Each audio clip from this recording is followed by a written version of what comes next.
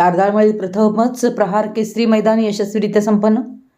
तारदाळ तालुका हातकणंगले जिल्हा कोल्हापूर येथे आई शिरकाई देवी व हजरत गेबिसो पीर यात्रेनिमित्त प्रहार जनशक्ती पक्ष व जनसामान्यांचा प्रहार न्यूज यांच्या वतीनं हातात कासरा धरून आदत बैल पळवणे प्रहार केसरी मैदानाचं आयोजन करण्यात आलं होतं।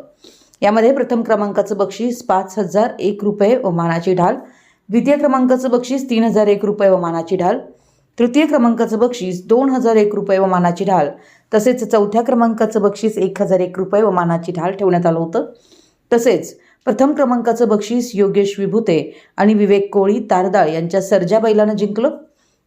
द्वितीय क्रमांकाचं बक्षीस मयूर विभूते तारदाळ यांच्या बैलानं जिंकलं, तर तृतीय क्रमांकाचं बक्षीस भास्कर पाटील औरवाड यांच्या बैलानं, तर चौथ्या क्रमांकाचं बक्षीस महालिंग एडके तारदाळ यांच्या बैलानं जिंकलं।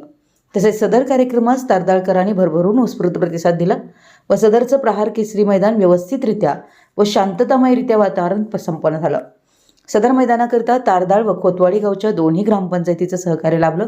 त्याचबरोबर माजी जिल्हा परिषद सदस्य प्रसादभाऊ खोबरे, यासीन मुजावर सर, ग्रामपंचायत सदस्य मृत्युंजय पाटील, प्रवीण पाटील, पवन शिंदे, विनोद कोराणे, सचिन पवार, नयन कांबळे, नितीन खोचरे, आकाराम ज्योती सावंत, शिवसेना उद्धव बाळासाहेब ठाकरे गटाचे जिल्हा परिषद विभाग प्रमुख सुनील पाटील, बबलू कोळी, सुकुमार कोळी आदी मान्यवरांचं सहकार्य लाभलं।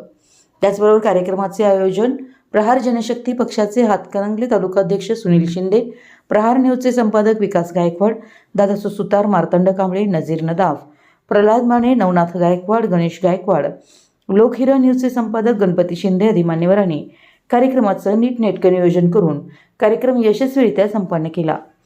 तसेच हातात कासरा धरून बैल पळवणे मैदान तारदाळमध्ये प्रथमच प्रहार केसरी या नावानं प्रहार जनशक्ती पक्ष व जनसामान्यांचा प्रहार न्यूज यांच्या वतीनं करण्यात आल्यानं तारदाळसह आजूबाजूच्या परिसरातील बैलप्रेमींनी प्रहार जनशक्ती पक्ष व जनसामान्यांचे प्रहार न्यूजचं आभार मानण्यात आले।